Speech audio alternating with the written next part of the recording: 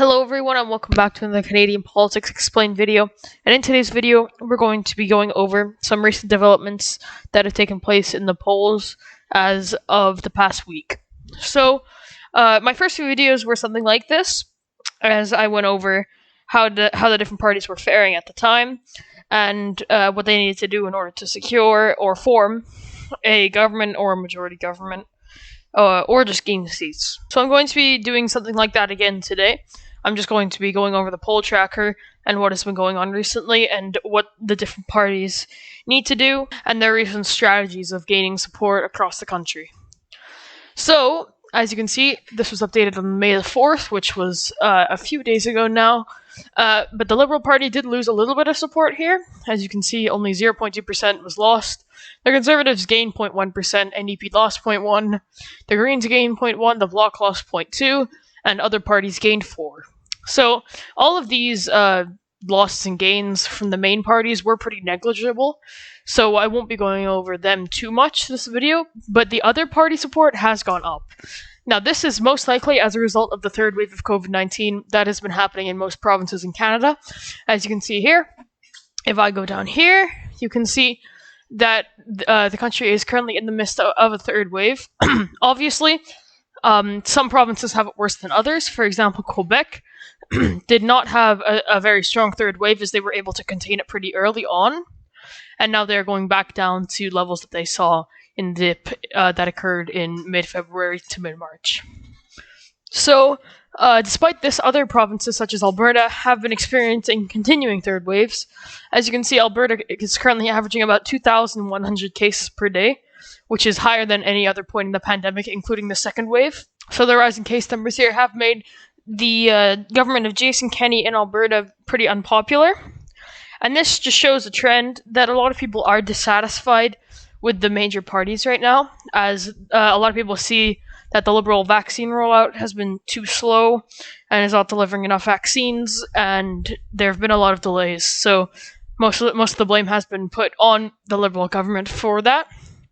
But also, the Conservative Party is being seen as just going against whatever the Liberals say, and also a lot of Conservative premiers have had to institute pretty major lockdown measures in order to combat the spread of COVID-19 in their provinces, and a lot of this has rubbed off on the federal Conservative Party's support, as a lot of these people who supported them before now are supporting other parties, as you can see here, with the 0.4% support, with plus 0.4% support in the past 5 days, or in the past 4 days. So let's move on to some seat projections. So, as of May 4th, the Liberals are projected to win on 173 seats, which is enough for a majority government. However, the range is very wide, and it's basically a toss-up on whether they win a majority government or not.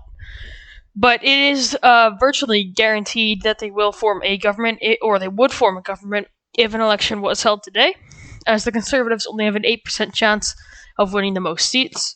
However, there is still a chance that they do. As you can see, the upper end of their range is 141 seats, while the lower end of the Liberal range is 122 seats. So, as you can see by these ranges, the Liberal Party has a larger amount of uncertainty about whether they will win a majority government or not, because their range is nearly 90 seats, but the Conservative range is much smaller. It's only about 61 seats. Now, this could be seen as either a good or a bad thing for the Liberal Party. It could show that they have more ridings where they are close enough that they could win if they perform better than expectations, but it also shows that they have a lot of ridings that they are winning by very close margins, and if support is less than expected, they could actually go down to not even winning a government and the Conservative Party taking over and forming that government. So, if I go down here to this graph, if I go federally, that's not federally, this is federally, as you can see projections, they have, the Liberal Party have been in majority territory for longer recently. As you can see before, they were dipping down below majority territory and barely into majority territory for a lot of the past months since November. But now, in the month of April, they were able to increase their projected seat share, but it's still very close to the majority threshold. But they do seem to be establishing more of a foothold into majority territory. So it seems like they are establishing a new either bottom or ceiling, depending on how you see it. Because if you think that if the Liberals do not have a major mess up, or they do not have something major that hurts their campaign, such as the blackface that shrouded the campaign in scandal for 2019, they do have a chance of being able to build off this this new minimum of a majority government, obviously depending on how you see it. So they may be able to build off this new floor, obviously depending on how you see it, of a majority government, and they might be able to go deeper into majority territory and increase their reliability and chances of winning a majority government. But you could also see it as the Liberals are kind of at the top end of their support right now. Like, they are reaching a ceiling, and they will not really pass the ceiling, but they have a high chance of falling down and going back down to their previous levels of support, which was teetering on the edge of a majority government. But for a lot of December, it was actually below a majority government. So it's kind of a toss-up of whether they perform better than expected, or something good happens for them and no scandals occur, and the vaccine rollout goes well. Then they will definitely be able to expand on their support. But if the vaccine rollout goes bad, or there's a scandal that hurts Justin Trudeau, they could definitely lose seats and go back down into minority territory, and even be at risk of losing government to Erin Otoole's Conservatives. So the Conservative Party have been able to stay pretty constant throughout the month of April. As you can see here, they have gone up and down a little bit, but they've stayed at around 108 seats for a long time. So right now they've been pretty stagnant, so they do need to gain support in order to have any chance of forming government. So if I go over here to 338 Canada, this is their projection. As you can see, their projection averages about 174 seats for the Liberals and 110 for the Conservatives. But if I go to somewhere like Ontario, where they definitely need to win seats in order to form a government, or they need to win more seats in order to form a government, they are currently only projected to win 34. So in order to have any chance of forming a government, they definitely need to increase this by at least 15. And this is on the upper end of their range here.